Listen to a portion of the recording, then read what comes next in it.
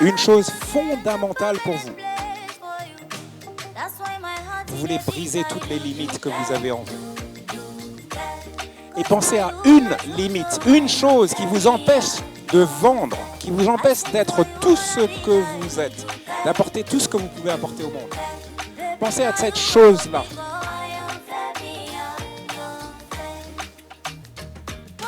Et écoutez-moi bien. Ce petit bout de chose n'est pas très important. En fait, il est là pour vous chatouiller, pour vous gratter, pour vous rappeler que peut-être hors de ce petit cercle dans lequel vous êtes peut-être installé avec confort. Et à chaque fois que quelque chose ne se passe bien, vous dites « Ah oui, mais c'est parce que... Ah oui, mais c'est à cause d'eux. Je ne peux pas parce que... Je suis trop faible, trop petit, trop limité parce que... » Vous savez, vous avez soit des excuses, soit des raisons de réussir. Alors cette petite pensée-là, brisez-la maintenant avec cette belle musique. Et repensez à tous les bons moments que vous aviez dans cet instant auquel je vous ai convié à nouveau.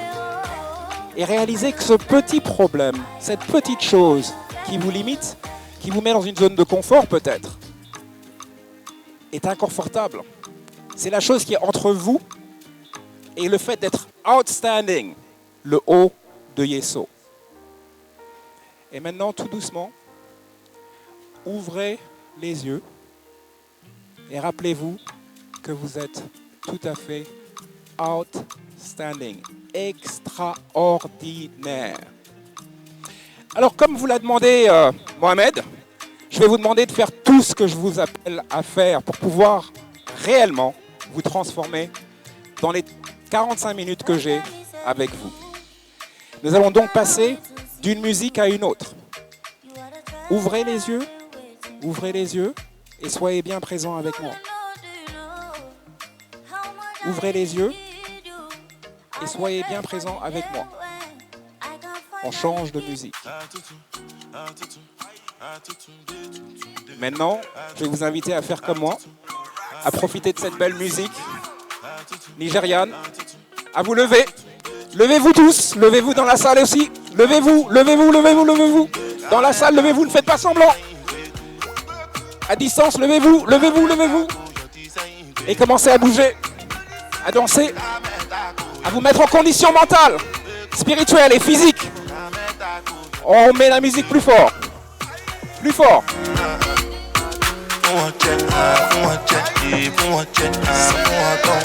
Et vous dansez, et vous bougez.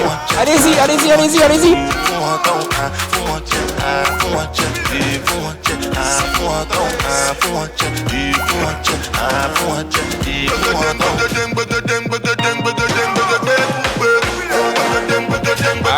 continuez, dansez réellement. Ne faites pas semblant. Je vous vois. Dans tous les coins d'Afrique, dans tous les coins du monde où vous êtes, je vous vois danser, bouger. Ok.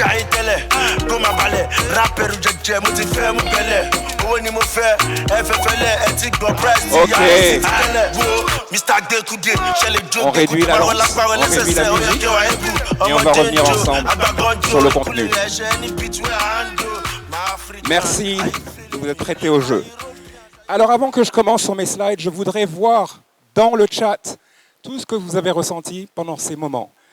Pendant ces 6 minutes que j'ai partagé avec vous, qu'est-ce que vous avez ressenti? Qu'est-ce qui s'est passé?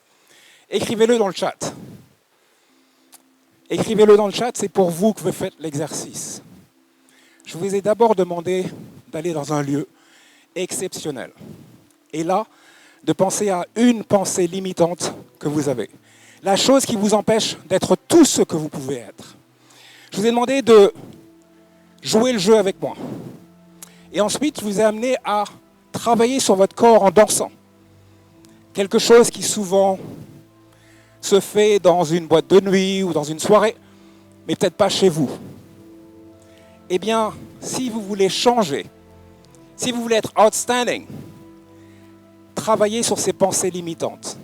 Peut-être que vous vous dites, lorsque vous devez aller en vente chez un client. Je ne suis pas assez bon, je ne suis pas assez bonne. De toute façon, ce client ne souhaite pas acheter nos produits, nos services. Peut-être que cette petite voix vous limite, vous empêche d'être tout ce que vous pouvez être. Peut-être, comme moi, il y a de cela plusieurs années, est-ce que vous vous sabordez, vous vous sabotez? Et ceci peut venir de votre éducation, de votre environnement, de votre culture, de beaucoup de choses. Ceci peut venir de votre famille, des gens qui vous aiment. Peut-être êtes-vous complètement glacé au moment où il faut aller discuter avec un client. Peut-être êtes-vous simplement servant de ce client et non pas en contrôle. Peut-être avez-vous des boules dans l'estomac et pendant des jours vous ne dormez pas. Alors imaginez que vous soyez à même de vous mettre dans l'état dans lequel vous étiez il y a quelques minutes lorsque vous dansiez. Imaginez que vous soyez souriant, souriante, heureuse, pleine de bonheur, prête à être exceptionnelle, extraordinaire en face du client. Imaginez que vous puissiez systématiquement puiser en vous toutes les ressources nécessaires pour impacter votre client. Eh bien, on peut s'arrêter là, mesdames et messieurs. C'est ça, la neuroscience au service de la vente et du marketing. Mais non, on ne va pas s'arrêter, on va continuer. Slide, s'il vous plaît.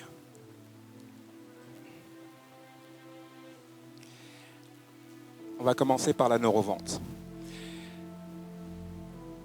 Écrivez dans le chat des définitions de la vente. Qu'est-ce que c'est la vente pour vous? C'est quoi le fait de vendre pour vous? Écrivez-le. La vente, c'est simplement une relation entre deux personnes qui se passe bien. Je répète, la vente, c'est simplement une relation entre deux personnes qui se passent bien. Et à l'issue de cette relation, il y a une connexion qui fait qu'il y a échange de marchandises, échange de savoir, échange de services ou autre chose. La vente, c'est aussi celle que vous avez fait, mesdames, lorsque vous avez parlé à votre mari et qu'il est tombé amoureux de vous. Ou peut-être dans le sens contraire. Celle que vous avez fait, messieurs, lorsque vous avez parlé à la prunelle de vos yeux qui est devenue votre épouse. Alors, la neurovente, c'est la combinaison de neurosciences et de vente. C'est tout simplement, la neuroscience, c'est tout simplement le cumul d'éléments liés à la façon dont notre système nerveux fonctionne et nous permet de réagir à une chose, à un événement, à une rencontre. C'est également la capacité que nous avons de convaincre en utilisant ces outils que nous donne notre cœur d'abord et notre cerveau.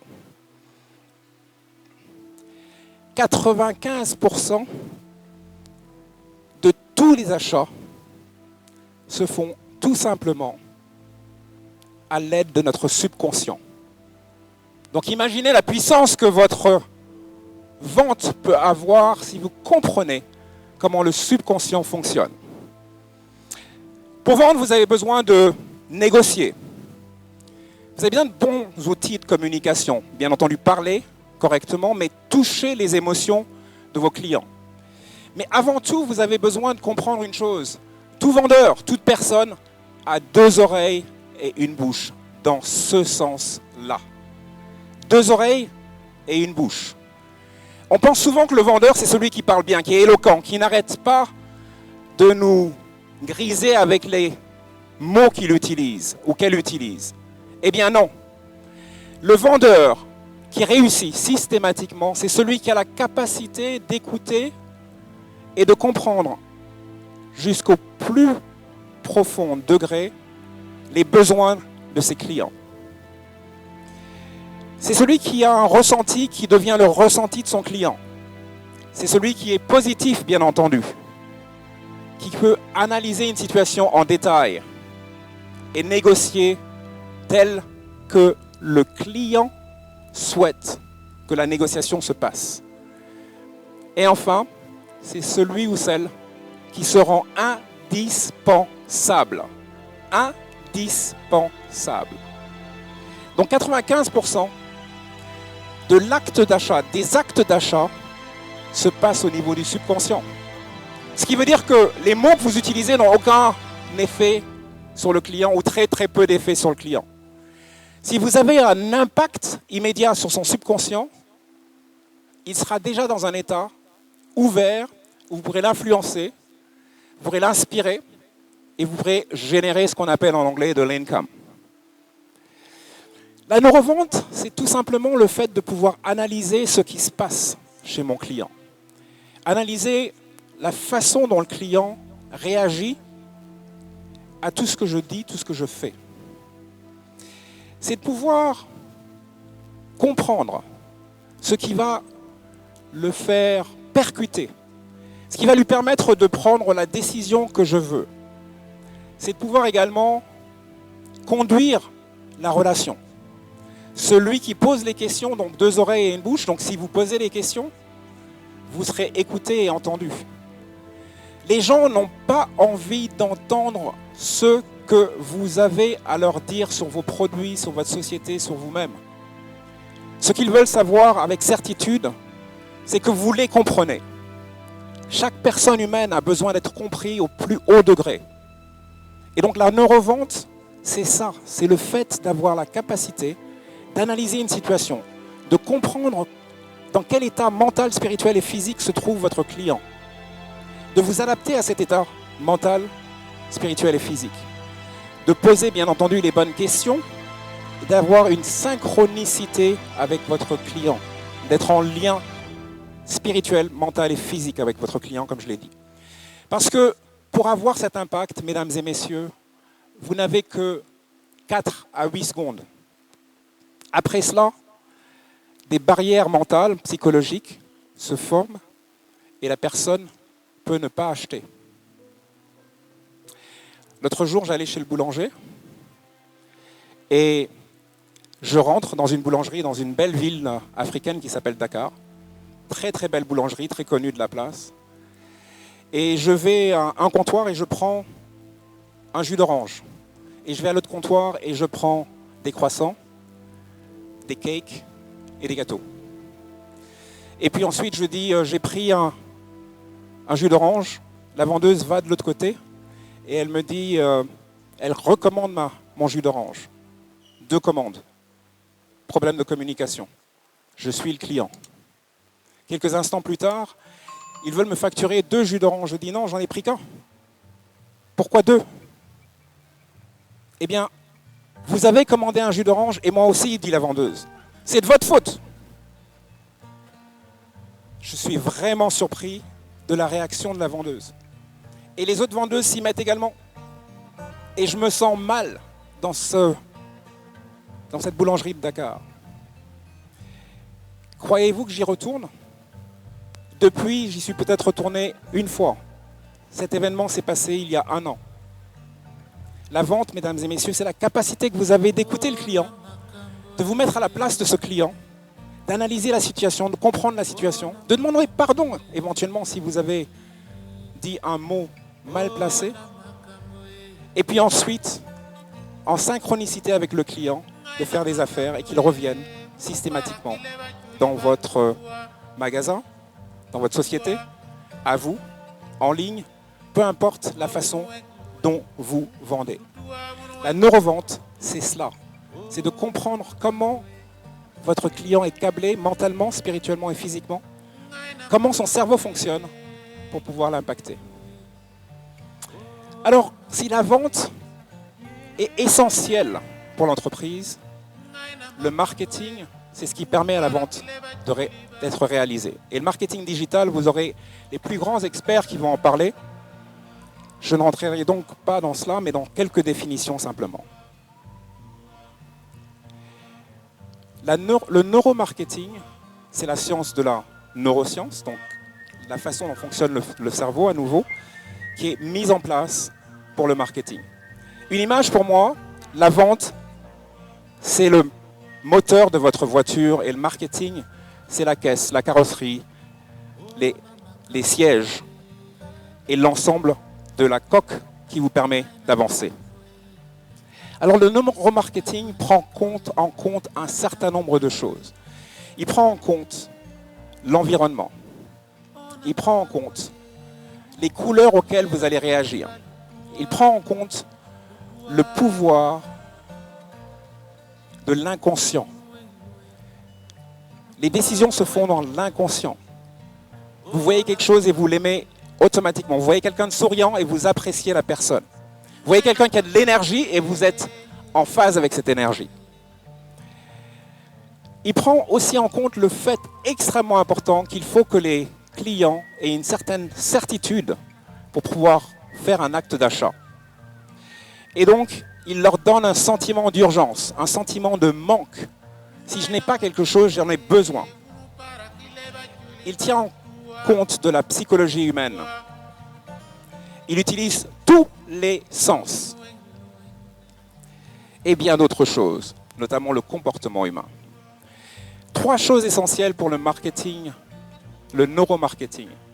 Comprendre l'environnement dans lequel on fonctionne, comprendre les battements du cœur des clients, et ceci va si loin que dans les usines de Toyota, dans les usines de Coca-Cola, dans les laboratoires, on fait des tests, véritables tests humains avec des êtres humains pour voir comment est-ce qu'ils réagissent à différentes choses aujourd'hui. Et la chose que l'on veut essentiellement affecter, c'est la croyance ou les croyances de son public, de ses clients. Et on les stimule avec les couleurs, avec l'utilisation et la stimulation de tous les sens. Nous allons voir une petite vidéo qui va illustrer cela. Vous pouvez la jouer, la vidéo ?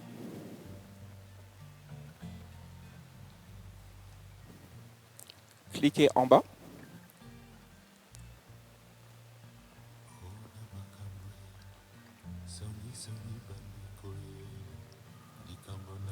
Cette vidéo va vous illustrer l'importance du neuromarketing. Et je vais vous demander de bien la regarder, elle ne dure pas très longtemps, et d'écrire tout ce que vous ressentez. D'écrire tout ce que vous ressentez pendant le temps où vous allez voir cette vidéo. Tous les jours, vous êtes stimulé. Vous avez des stimuli qui sont liés à la neuroscience et au neuromarketing dans toutes les publicités que vous avez à l'heure actuelle. Qu'elles soient faites au Sénégal, qu'elles soient faites en Amérique, qu'elles soient faites au Japon, ou qu'elles soient simplement des publicités que vous faites vous-même pour vos clients. Que vous y pensiez, consciemment ou pas, vous utilisez ces outils de neurosciences. Il est essentiel de comprendre que c'est ce qui vous pousse à acheter. Le fait d'avoir un manque, le fait de ne pas savoir ce dont vous avez vraiment besoin et d'avoir des manques de certitude. Voici donc cette vidéo. On peut revenir en arrière ? C'est bon.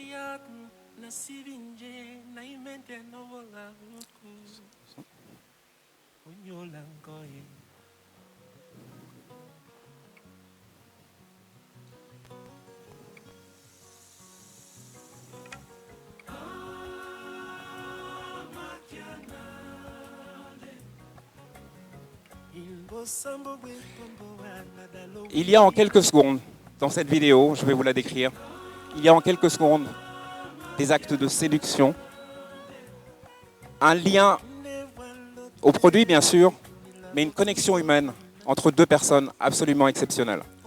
Elle se passe en Asie, elle pourrait se passer en Afrique, elle pourrait se passer en Amérique. Il y a les éléments de neurosciences dont je vous ai parlé tout à l'heure. la capacité de séduire, la capacité d'entendre, de comprendre, le besoin de boire et de se rafraîchir, mais aussi le besoin de séduire une jeune femme qui est là et qui s'occupe de la boutique. Ça, ce sont les actes de neurosciences que l'on utilise dans le marketing pour aider la vente, précéder la vente. Coca-Cola, Toyota, l'ensemble des grands groupes le font, mais vous aussi, de votre chambre, de votre entreprise, où que vous soyez, vous pouvez utiliser ces éléments pour vendre vos produits. Slide suivant. Le neuromarketing vient en aide à la neurovente. Les deux sont essentiels. Vous le faites inconsciemment. Ce que je vous invite à faire, c'est de travailler sur le fait de le faire consciemment, en tout simplement maîtrisant les éléments de neurosciences qui s'adaptent à votre neuromarketing ou à votre neurovente. Je vais conclure sur 3 choses. 3 choses essentielles. La première, travaillez sur votre confiance en vous, votre confiance en votre société et votre conscience de ce que vous représentez sur le marché. La deuxième, travaillez sur le fait que vous avez besoin de comprendre les besoins fondamentaux des hommes et des femmes auxquels vous vous adressez. Et la troisième, c'est que vous avez besoin fondamentalement de passer à l'action. Personne n'a jamais vendu, personne n'a jamais fait un marketing gagnant sans prendre des actions. Passez à l'action de façon massive.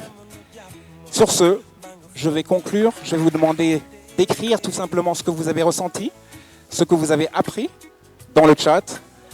Et à l'occasion de prendre un prochain sommet, je prendrai ces éléments pour aller plus loin encore avec vous. Je vous remercie et sous vos applaudissements, j'invite Mohamed Diallo à me suivre. Merci beaucoup, Gilles Acogny, mesdames et messieurs, en vous pour le Yeso Summit 2022. Gilles, merci. Merci beaucoup. Extraordinaire. Merci. On se retrouve surtout en septembre lors du Yeso Mastery pour encore plus de contenu sur le neuromarketing, neurovente. Vous avez compris. Tout ce qui se passe est une question de méthodologie, est une question de savoir. Mais Gilles a conclu sur un point qui est extrêmement important. On en a parlé ce matin. Pour arriver, il faut pouvoir faire quoi, mesdames et messieurs? Mettez-le dans le chat. Pour arriver, il faut pouvoir partir. Lorsque vous avez quelque chose, que vous connaissez cette chose, mesdames et messieurs, prenez la décision. Allez-y, pas à pas, mais partez. Allez, rendez-vous vers votre destination, rendez-vous vers votre objectif, rendez-vous vers votre réussite et vers votre accomplissement. L'intervention de Gilles sur les neurosciences, vous savez, cette séparation qu'on a du cerveau me rappelle un peu une histoire, un vieil adage en fait. Un vieil adage qui, je pense d'Indien d'Amérique, qui dit, c'est un monsieur qui discute avec un jeune et qui lui dit, tu sais, en nous il y a 2 loups, il y a le bien et le mal. Il y a le bien et le mal, et le mal c'est la colère, le mal c'est l'envie, le mal c'est la jalousie, c'est la tristesse, le mal c'est le regret, l'avidité, l'arrogance, le mal c'est la honte, le rejet. Bien en nous c'est la joie, la paix, l'amour, le bonheur. Tout cela constitue la joie, mesdames et messieurs. Et le petit-fils regarde ce sage et il lui dit, mais lequel des 2 loups gagne? Regarde, vous savez, cet instant qui dure quelques secondes, mais on a l'impression qu'il dure plusieurs jours. Et il lui dit, celui que tu nourris. Le contenu que Gilles nous a donné, mesdames et messieurs, si vous décidez de vous nourrir de l'appliquer dès à présent, vous verrez en quel point votre marketing sera différent. Vous verrez en quel point votre vente sera encore plus importante et impactante. Et ces neurosciences, dans la méthodologie Yeso, lorsqu'on parle du yen, de vos clients, de vos prospects, on utilise ce neuromarketing pour apprendre à connaître les douleurs de vos personas, de vos clients, et pour apprendre à connaître vos désirs de vos personas et de vos clients. Et une fois que vous maîtrisez ces 2 variables, le tour est joué. Et dans cette méthodologie Yes au marketing, on a aussi parlé de outstanding, être incroyable. Et là, je voudrais prendre un instant pour vous dire devant cette caméra, vous êtes incroyable, vous qui nous suivez en ligne. Vous êtes extraordinaire. Vous avez la capacité, vous faites déjà énormément de choses positives. Et grâce à ce Yes au Summit, vous irez encore plus loin. En tout cas, c'est notre vœu le plus cher. Et un monsieur qu'on connaît au Sénégal et qu'on connaît aussi en Afrique de l'Ouest est un monsieur qui est juste extraordinaire. Il est juste outstanding. Ce monsieur, il a commencé comme beaucoup d'entrepreneurs, comme beaucoup de personnes, l'échelle. Mais il n'a jamais cessé de faire une chose, travailler. Et il a travaillé pour pas simplement satisfaire, il a travaillé pour pouvoir aller au-delà des attentes. Beaucoup l'ont vu comme un animateur radio. Après, il est passé à la télé. Il a fait des séries, ce monsieur. Aujourd'hui, ce monsieur, il a un groupe média qu'on connaît au Sénégal. Ce monsieur, il a compris une chose. C'est que pour pouvoir satisfaire, créer une marque qui est forte autour de sa personne, on ne peut pas simplement livrer, se dire « Oh, vous avez commandé une pizza, tenez la pizza, allez-y, laissez-moi tranquille ». Il a compris qu'il fallait tout simplement aller au-delà de ses attentes. Et c'est ce qu'il fait depuis des années et des années. C'est ce qu'il fait, c'est ce qui est au top. Et quand je dis au top, il n'est pas simplement aller là dans les 10 premiers. Non, il est au top. Il est dans les 3, peut-être 2, peut-être même que c'est le premier, certes. Et on l'a rencontré, Lamine Diallo de Byfinix, vous allez avoir la chance d'écouter tout à l'heure la rencontre. Et il lui a posé des questions. Il lui a dit, mais on a compris que tu as intégré cette dynamique qui consiste à être outstanding. On a compris cela. Et ce qu'on aimerait, c'est comment on fait finalement pour rester au top. Parce que on peut, si on prend par exemple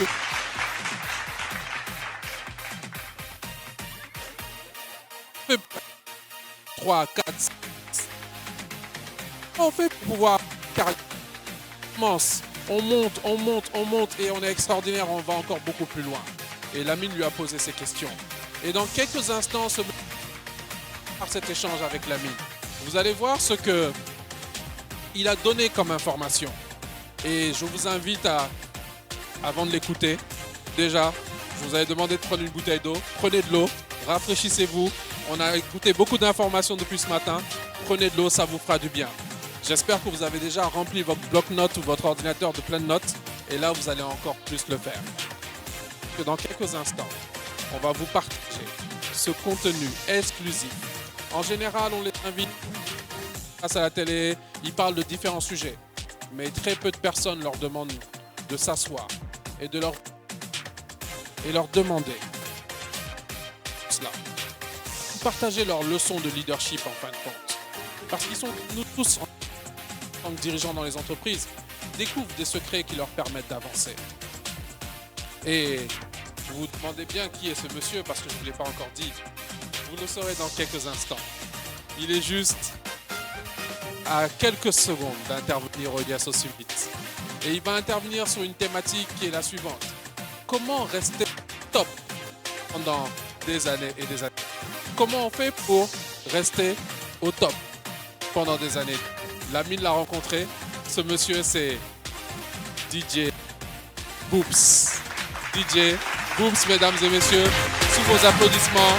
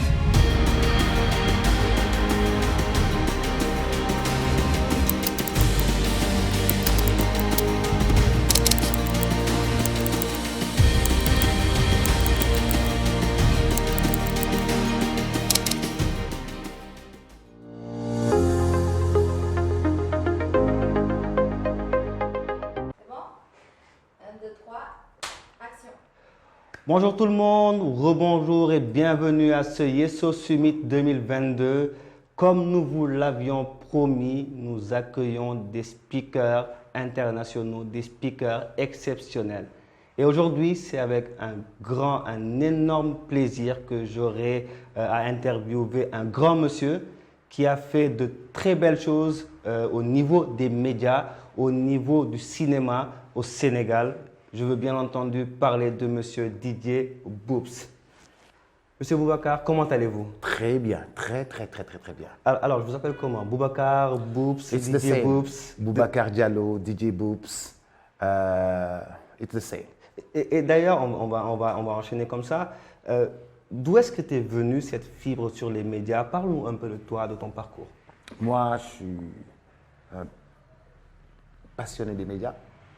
D'accord. J'ai commencé déjà à l'école. Le foyer de l'école. D'accord. C'est très tôt. Très tôt. Je catchais déjà le micro. Et puis après, on a fait un voyage en France au lycée Romain Roland d'Argenteuil où nous avions un jumelage, où les professeurs nous ont exigé que quelqu'un prenne la parole dans un gymnase rempli. Il y avait l'école qui avait arrêté ses cours à 10 heures pour nous recevoir. Et puis, il fallait parler du Sénégal, présenter le Sénégal. Je me suis lancé, j'ai présenté le Sénégal. Disons qu'on habitait en Afrique de l'Ouest. On faisait tant de kilomètres carrés. On était des Sérères, des Wolofs. On mangeait du tchèboudjen, de l'agriculture, de la mer. Parler du Sénégal en général devant les professeurs, devant le truc. Et puis après, c'était tellement réussi. On a parlé de la culture, de la danse. J'ai dansé, j'ai pris le micro, j'ai montré comment on dansait au Sénégal. Et puis après, tout le monde, on a fait un standing ovation. Et puis après, à la fin, on devait passer à la cantine. Et moi, j'ai été invité à la cantine des professeurs. Ah, excellent. Et c'est comme ça que c'est parti. Dès mon retour, j'ai commencé à faire le DJ. Le DJ avec un ami qui s'appelle Seydou Mbeng DJ Ras à Rufisque. On a fait le DJ et puis commencé dans une discothèque à prendre le micro. Les gens me disaient « Waouh, tu avais une belle voix », mais j'y croyais pas trop. J'y ai cru lorsque une marque m'a fait faire poser une voix et puis ma voix est passée à la radio. Je me suis dit « Tiens, là, je tiens quelque chose ». C'était en quelle année ça? C'était alors que j'étais, je pense, en première ou en terminale, d'accord. Et voilà, une marque de cigarettes faisait des soirées, sponsorisait toutes les soirées. Et une soirée qui se passait à Rufisque, et j'ai posé ma voix. Et ma voix est passée à la radio sous forme de publicité. Et puis c'était tellement apprécié que voilà, mais personne ne savait que c'était moi, sauf ceux qui l'ont fait passer et les autres, quoi, voilà. Excellent, excellent. Donc très tôt, tu as tâté le micro, tu t'es très vite mis en avant et très vite aussi ce talent a été décelé. Et je crois que dès 97, d'ailleurs, tu te lances dans une émission qui s'appelle Sap Degin. Et Sap Degin Datsai, voilà, et qui très vite devient la première émission de radio. Et tu es au top des charts. Ouais, c'est en fait, moi après mon bac, j'ai fait des études commerciales. Après, voilà, je suis sorti parmi les grands de l'école. Et puis après, nous avons fait notre examen comme les Français, je pense, au mois de mai. Au mois de juin, juillet, août, je m'étais déjà lassé des vacances. Au mois de septembre, Walfadjri ouvrait ses portes. J'ai écrit, puis je suis allé voir Mamles Camara pour dire que je postulais. Au mois de novembre, d'octobre, on m'a testé. Au mois de novembre, je suis monté au créneau en novembre 97 où c'était vraiment très difficile parce qu'il y avait Sud FM qui caracolait, qui était au top. Et là, il fallait venir pour faire la concurrence, mais à faire de la radio, alors que j'avais jamais fait de la radio. Mais j'avais beaucoup écouté Gilles Ovanger sur Canal France, sur RFI. Et voilà, ça m'avait déjà donné des pistes de comment faire la radio, de comment faire. J'avais vraiment de l'expérience d'une très grande émission intercontinentale qui parlait des Caraïbes, qui parlait de l'Afrique, qui parlait de l'Asie, qui parlait de musique et que le gars tchatchait tellement bien. Et je me suis inspiré beaucoup de ça. Excellent. Et on a vu que dès 97, tu es au top des charts. Et plus de 20 ans plus tard, tu es toujours au top. C'est quoi ton secret? Ben écoute, il faut se renouveler sans cesse. Si vous faites une émission aujourd'hui, sachez que c'était très nul et que le meilleur doit venir le lendemain. Il faudra se préparer le lendemain, il faudra innover, il faudra faire autre chose, il faudra distiller d'autres notes de musique, il faudra partager d'autres notes de musique, ne pas utiliser le même vocabulaire. Parce que s'il y a quelqu'un qui t'écoute depuis 15 ans, si vous avez le même vocabulaire tous les jours, il va zapper un peu pour aller voir ailleurs. Donc voilà, et puis il y a aussi qu'il faudra mixer le français et le wolof pour se faire le max d'auditeurs. Le max d'auditeurs, le français et le wolof, il faudra aussi mettre de l'humour parce qu'en fait la radio c'est un tout, c'est du français, c'est du wolof, c'est de l'humour, c'est aussi de l'interactivité avec les auditeurs, c'est des moments de partage, c'est des moments de don de cadeaux aussi aux auditeurs et tout ça. Savoir les accrocher, partager avec eux, et puis savoir qu'aussi il n'y a pas que des jeunes qui écoutent, il y a les papis, il y a les mamies. Aujourd'hui, si tu n'es pas connaisseur de salsa, tu vas quelqu'un qui est connaisseur de salsa, tu prends chez lui, quelqu'un qui est connaisseur de musique traditionnelle, tu prends chez lui, et histoire de faire beaucoup de choses dans une émission. Excellent, excellent. Tu as parlé de se renouveler, De se renouveler et de se préparer. De se préparer. Surtout se préparer. La veille, dire écoute, aujourd'hui je vais faire ça, écrire, je vais faire ça, ça, ça. Il faut vraiment se préparer. La phase préparatoire pour toi, elle est super importante. Elle est essentielle. Elle est essentielle dans ton métier. Ouais. Et tu as parlé de certaines inspirations que tu as eues. Quel est, si tu devais donner peut-être un top 3, on ne va pas limiter, un top 3 de tes inspirations, quelles sont ces personnalités, publiques ou privées d'ailleurs, qui t'inspirent le plus? Le premier s'appelle Gilles Ovranger. Il a travaillé sur RFI, oui. Dans Canal Tropical qui existe encore. Hein. Canal Tropical qui existe encore sur RFI, que fait Claude Issard aujourd'hui. Et oui. C'était Gilles Ovranger avant, d'accord, qui était le présentateur. Après, il y a Moïse Ambroise Gomis. Oui. Il y a Moïse Ambroise Gomis qui m'a beaucoup inspiré. Et puis, il y a Feu Ahmadouba. Hein, ça, je pense que c'est le top 3. Feu Ahmadouba qui était sur Dakar FM à ses débuts ou Radio Sénégal. Excellent. Tu es passé par différentes radios, Walf pour démarrer. Et aujourd'hui, tu as ton propre média, on va le dire comme ça. Qu'est-ce qui a été le déclic pour te lancer à ton propre compte? En fait, c'était dur d'être tout le temps au top, où les gens ne voulaient plus te voir au top. Vous travaillez, vous avez des snipers derrière qui tirent, et tu sais que celui-là, il tire sur toi. D'accord? Il casse du sucre sur ton dos, tu sais, voilà. Tu es toujours au top, mais tout le temps au top, à la télé au top, dans les films au top, à la radio au top, dans les spectacles au top. Comment faire pour l'abattre? Dans ton propre camp. Oui. Tu dis, écoute, tout le monde cherche dans mon propre camp à m'abattre. Je vais essayer de faire autre chose. D'accord? Et ça m'a beaucoup poussé à essayer de trouver autre chose. D'accord? Ou c'est moi qui décide de ce qui va se faire. D'accord? Je décide de ce qui va se faire. Je dois travailler. Moi, on m'a pris pour que je sois un employé. Aussi, je devais aussi rendre la monnaie aux Sénégalais, de monter une entreprise où je ferai travailler quelques jeunes Sénégalais. Et ça m'a beaucoup poussé. Il y a cette dualité-là. Déjà, on tirait énormément chez toi. Les gens avec qui tu travailles, ils veulent vraiment pas ils veulent que tu dégringoles de là où tu es. Et puis après, comment est-ce que moi aussi je dois rendre aux Sénégalais ce que je suis en train de faire? Comment faire pour rendre à tous ces Sénégalais qui m'ont porté numéro 1 à la radio, qui m'ont porté numéro 1 à la télé, qui m'ont porté numéro 1 dans les films, qui m'ont porté numéro 1 partout. Comment faire, quitte à perdre mon confort, quitte à sauter de mon confort, me descendre, perdre tout ce que j'avais et recommencer à zéro. D'accord? Je dis, je fais ça pour faire travailler d'autres personnes. Allez, vous ne m'aimez pas, ça, il n'y a pas de problème, c'est normal, mais il y a tellement de personnes qui m'ont soutenu, il y a tellement de... Comment faire pour que leurs enfants, ou leurs cousins, ou leurs cousines, ou des gens qui sont des Sénégalais puissent travailler, créer encore des emplois? C'était ça le challenge pour moi. Et je vais un peu pousser sur cette question avant de revenir sur la création d'emplois, qui est un élément que tu évoques souvent, rendre aux Sénégalais tout ce qu'ils t'ont donné. On va revenir sur cette question-là. Mais tu as parlé de sortir de ta zone de confort, parce que c'est prendre un risque, le risque de tout perdre en démarrant quelque chose de nouveau. Et souvent, on entend les gens avoir cette peur de sortir de leur zone de confort. Ou, quand ils sortent de cette zone de confort, à la première difficulté, ils essaient de revenir.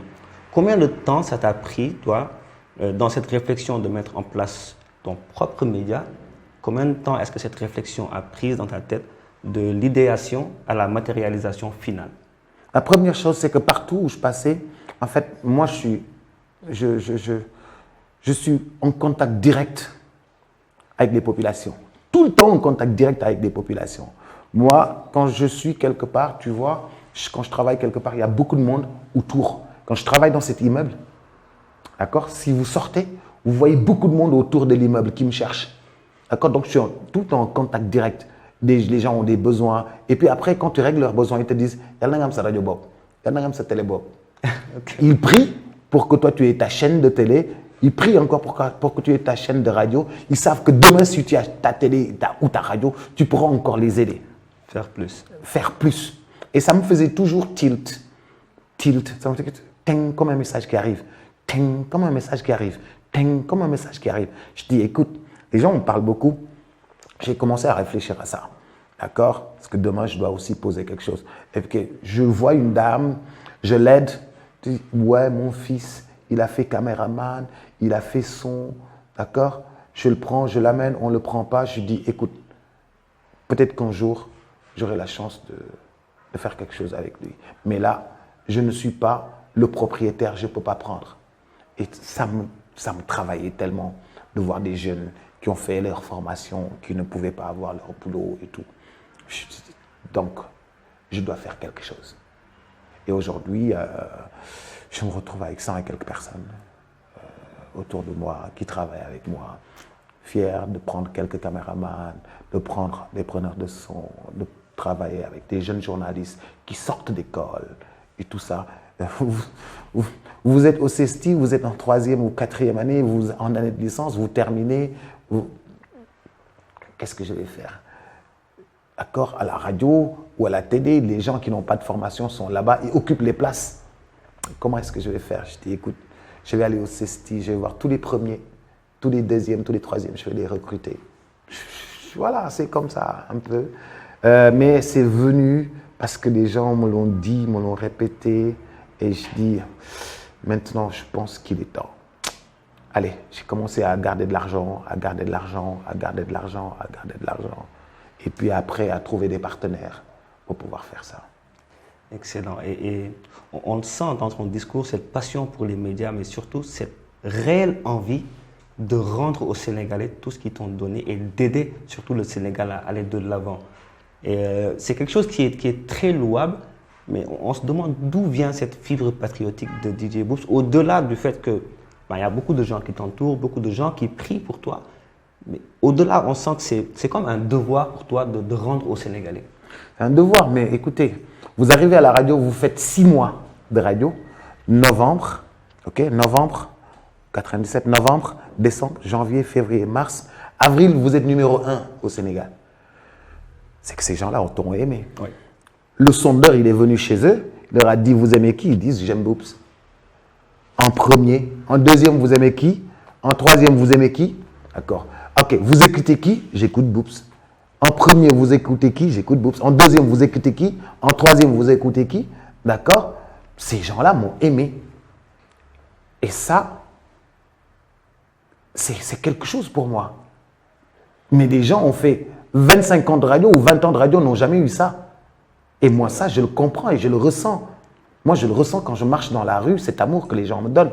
Je le ressens quand je traverse avec ma voiture, les gens crient, courent derrière ma voiture, je suis obligé de m'arrêter pour partager avec eux. Les gens me portent dans leur cœur.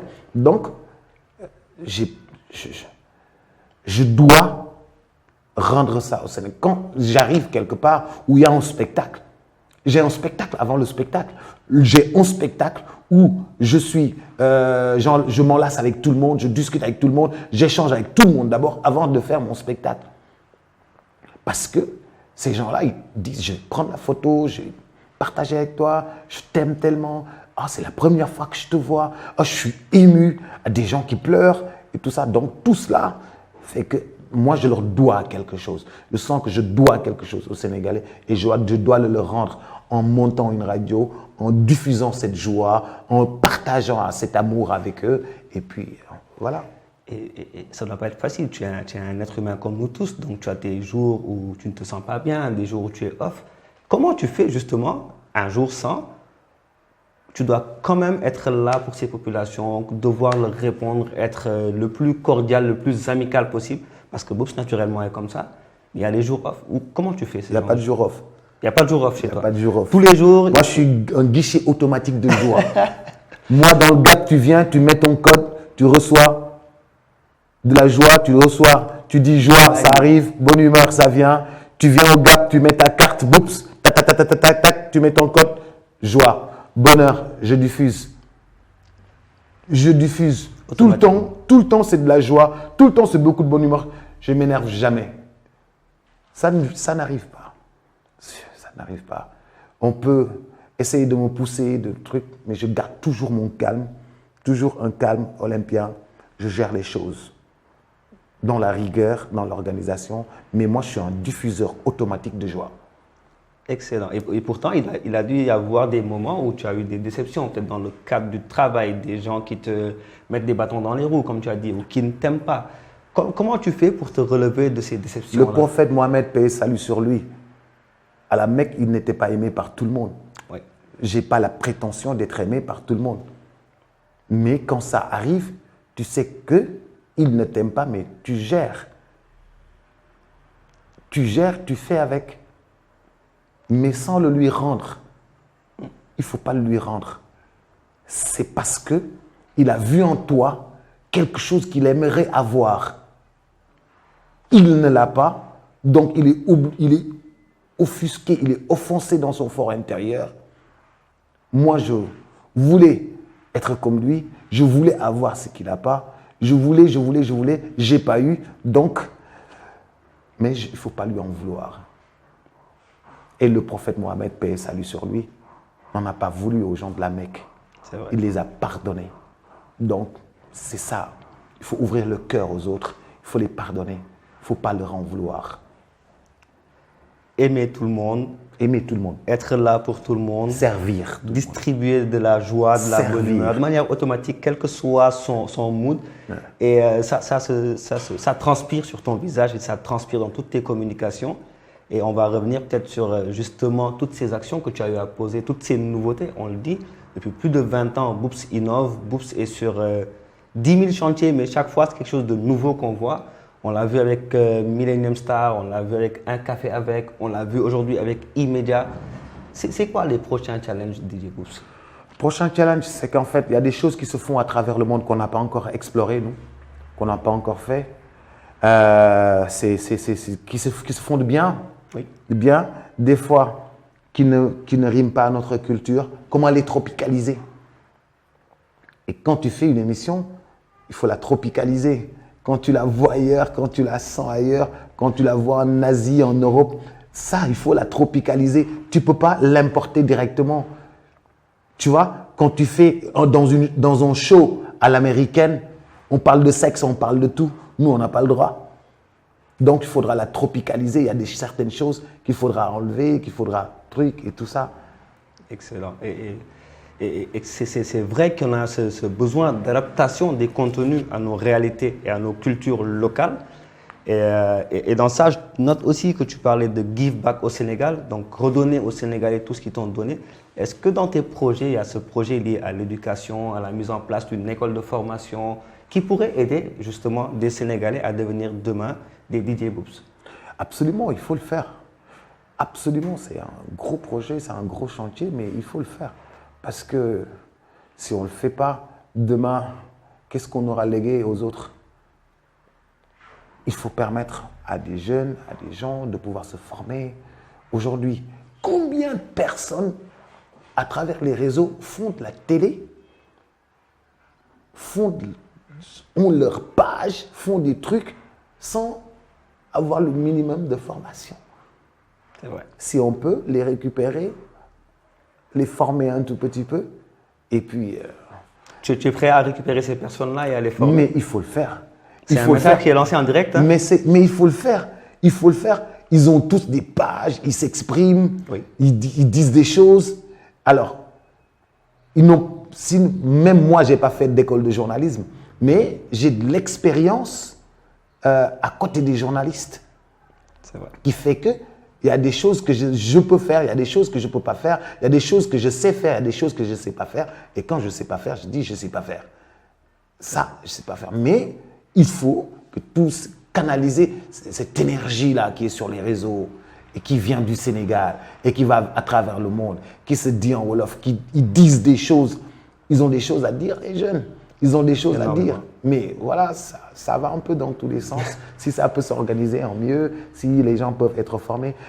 De toute façon, ce n'est que bénéf de se former. C'est vrai. Ce n'est que bénéf de se former. C'est vrai. Je pense que le message est passé et que tous ceux qui nous regardent vont être très heureux de lire ce message et surtout de pouvoir tout simplement te passer leur vidéo, leur CV ou venir te rencontrer ou rencontrer ton équipe pour voir dans quelle mesure ils peuvent intégrer ton média ou se faire accompagner s'ils ont les compétences nécessaires ou le talent qui s'y est. Et je vais enchaîner d'ailleurs sur cette thématique. On est dans un pays où beaucoup de jeunes sont au chômage. Beaucoup disent qu'il n'y a pas de travail dans le pays et qu'ils ne peuvent pas lancer leur propre business faute de moyens. Pourtant, toi, tu nous as dit, après 3 mois de vacances, j'en avais marre des vacances, je suis allé chercher un boulot à Walf. Quel conseil tu donnerais à ces jeunes-là qui se reposent sur leurs acquis, leurs lauriers et qui disent, je vais le dire en Wolof, dëkk bi amul liggéey, amul xaalis et qui tout simplement chôment chez eux sans rien essayer? Mais moi, j'ai travaillé avant d'arriver à la radio. Pourquoi attendre qu'on te donne du boulot? Moi, j'ai pris 13 000 francs, je suis allé acheter des poussins au couvoir de Diamniadio, je suis allé acheter des poussins à Sédima, au couvoir de Mbao, faire mes poulets, d'accord, élever mes poussins, faire des poulets, les vendre à la Korité, les vendre à la Tabaski. Si j'avais continué si j'avais pas de boulot à la radio, si j'avais continué sur cette lancée, aujourd'hui, j'allais être propriétaire j'allais être plus riche que Papangan. J'allais avoir mes fermes, mes poulets, parce que je ne faisais que ça. Parce que j'avais mes cahiers de philo et j'étais dans mon poulailler où il y avait 200 sujets. Et j'apprenais mes leçons autour de 200 sujets. 200 poulets qui tournent autour de moi. Et voilà, j'apprends mes leçons, je les regarde, je les vois passer. Je lisais mes livres dans le poulailler. La maman te dit, mais comment tu peux respirer C'est la question que j'allais poser aussi. Hein? Mais il faut travailler, il faut les voir, il faut les regarder, il faut les aimer, il faut leur donner de l'amour. Et puis après, pour pouvoir vendre et gagner de l'argent, je n'ai pas attendu. Je suis allé travailler au port. Je n'ai pas attendu. Je gagnais, je pense, 17 750. Je suis allé travailler au chantier de Sacré-Cœur 3 chez mon oncle Chernion. Je suis allé travailler dans les chantiers comme manœuvre alors que j'étais encore élève. Je gagne un peu d'argent, après j'achète des poussins. J'achète des poussins. Il faut entreprendre. Il faut entreprendre. Si tu es là à attendre, mais attends, mon professeur de France, je pense, de français me disait, évitez de devenir un zéro social. Et je dis, monsieur, c'est quoi un zéro social? C'est quelqu'un qui est nuisible à la société. Tu es là, tu fais absolument rien. Tu as envie, mais tu ne peux pas. Mais débrouille-toi, essaye de faire quelque chose de ta vie, même si c'est vendre des cacahuètes. Et là, c'est là où tu verras la valeur de l'argent. Tu vas savoir économiser de l'argent. Mais si on te le donne comme ça, tu vas en acheter des chaussures, tu vas acheter des habits.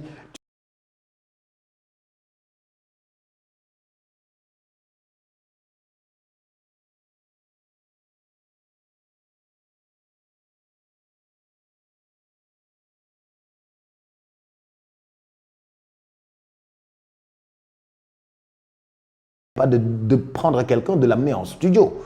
Voilà.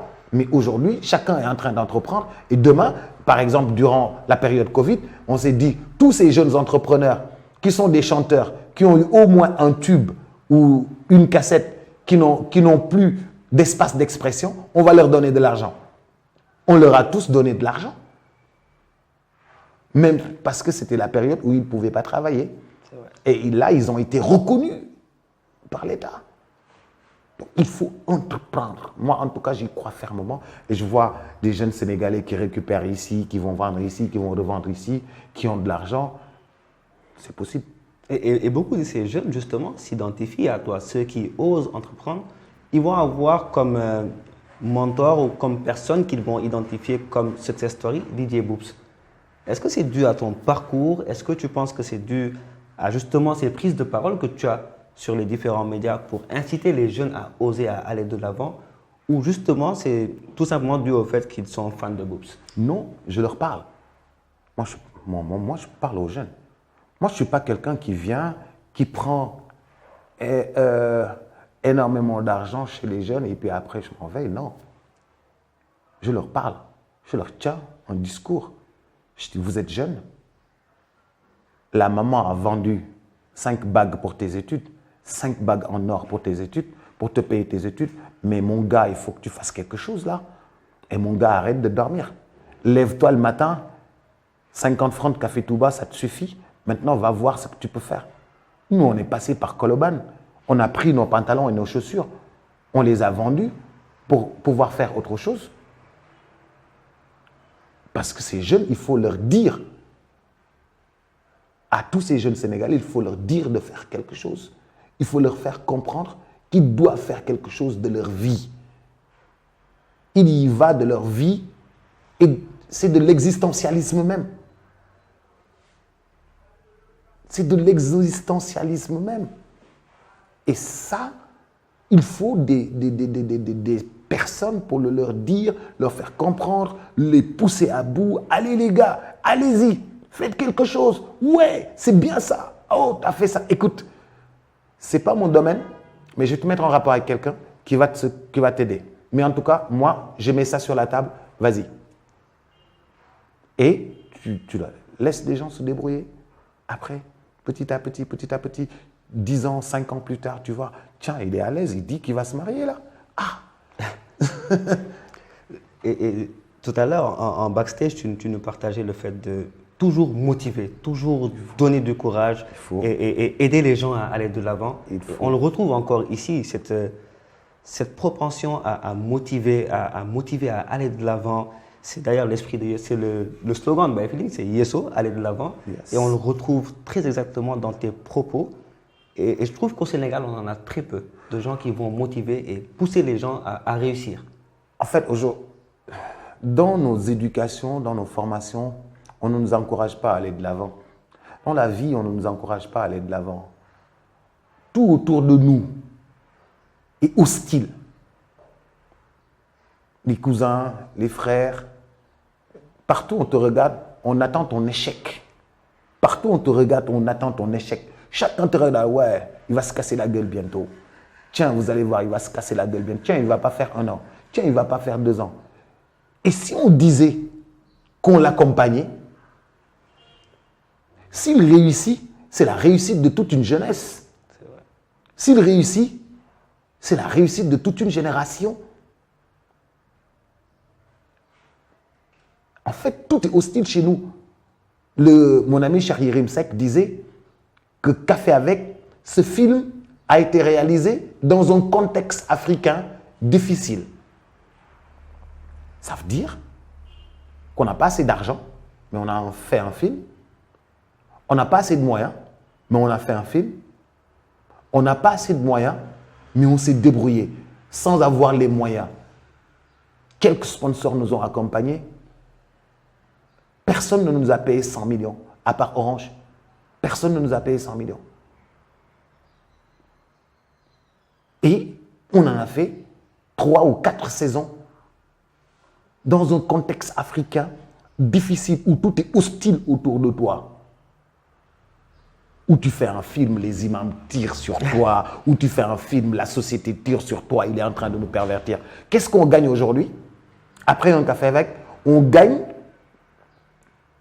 le développement de tout ce qui est acteur, tout ce qui est réalisateur, tout ce qui est caméraman, tout ce qui est preneur de son, tous ces gens qui travaillent autour des films et même des entreprises qui naissent s'inspirant d'un café avec. On te dit aujourd'hui Marodi, on te dit Even Prod, mais parce qu'ils ont regardé un café avec, ils ont dit tiens, on va faire ça.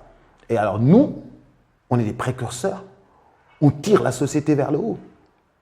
On tire les gens vers le haut, on leur montre le chemin, on met des lampes, on éclaire le chemin et on s'en va vers d'autres chantiers. Et après, on fait Millennium Star. Les gens maintenant, ils font la télé comme ça. Les plateaux, les mêmes plateaux de Millennium Star, tu le regardes. C'est aujourd'hui ce que les gens font. C'est ce qu'on retrouve. La série, les séries, tu les regardes, tu as l'impression de voir un café avec. Quelque part, d'accord, on a fait ces chantiers, on a mis des lampes, on a éclairé le chemin, on est parti. On est parti monter des médias, on va faire autre chose. Et c'est ça, en fait, la vie, on tire les gens vers le haut, on balise les chemins et puis on va faire autre chose. Tu es un distributeur automatique de joie, tu es un défricheur de chemin, tu déneiges les chemins, tu mets la lumière pour que les gens puissent passer à travers cette route et même aller beaucoup plus loin s'ils le souhaitent. Et une fois que tu vas prendre ta retraite ou à la fin de ta carrière globale, quelle image veux-tu que le Sénégal, que le monde entier ait de M. Boubacar Diallo? Alors demain, je voudrais que si je ne travaille plus, je vais rester dans mon coin à faire mon sport. Je voudrais qu'on retienne de moi celui qui a laissé